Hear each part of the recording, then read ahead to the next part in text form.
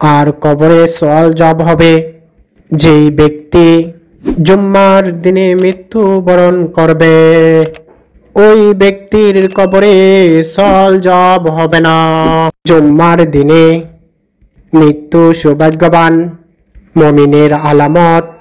মা ও বোনেরা, জুম্মার দিন মৃত্যুবরণ করিলে কবরের সওয়াল জবাব, ফিতনা থেকে ও আযাব থেকে বাঁচিয়ে রাখার ব্যাপারে হাদিস শরীফে রয়েছে।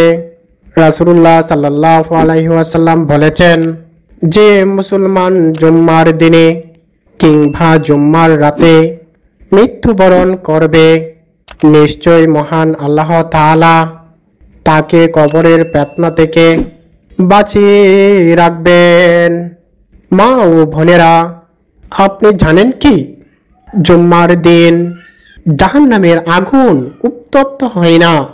সুবহানাল্লাহ। কি আপনারা কি আমার সাউন্ডটা কি বুঝতে পারছেন? আমার সাউন্ডটা কি ক্লিয়ার শোনা যাচ্ছে? মা ও বোনেরা, জুম্মার দিন জাহান্নামের দরজা বন্ধ থাকে। জাহান্নামের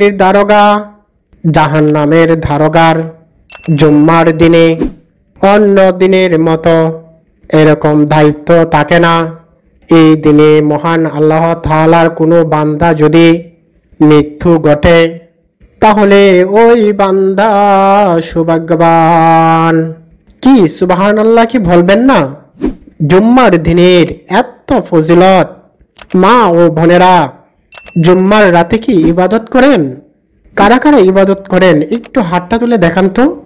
জুম্মার দিনের এত ফজিলত, যদি কোনো মুসলমান জুম্মার দিনে মৃত্যুবরণ করে তাহলে ওই ব্যক্তি বিনা হিসাবে জান্নাতে প্রবেশ করবে। সুবহানাল্লাহ। কি মা ও বোনেরা, আমার ওয়াজ কি আপনাদের কাছে খারাপ লাগছে? আমার পরে আরো মূল্যবান বক্তা রয়েছে, আপনারা সবার ওয়াজ না শুনে যাবেন না।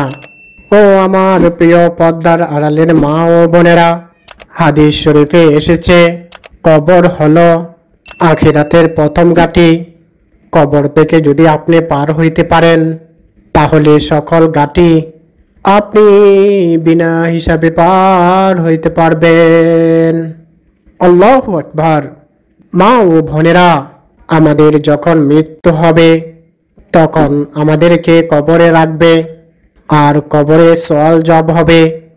যেই ব্যক্তি জুম্মার দিনে মৃত্যুবরণ করবে ওই ব্যক্তির কবরে সওয়াল জবাব হবে না।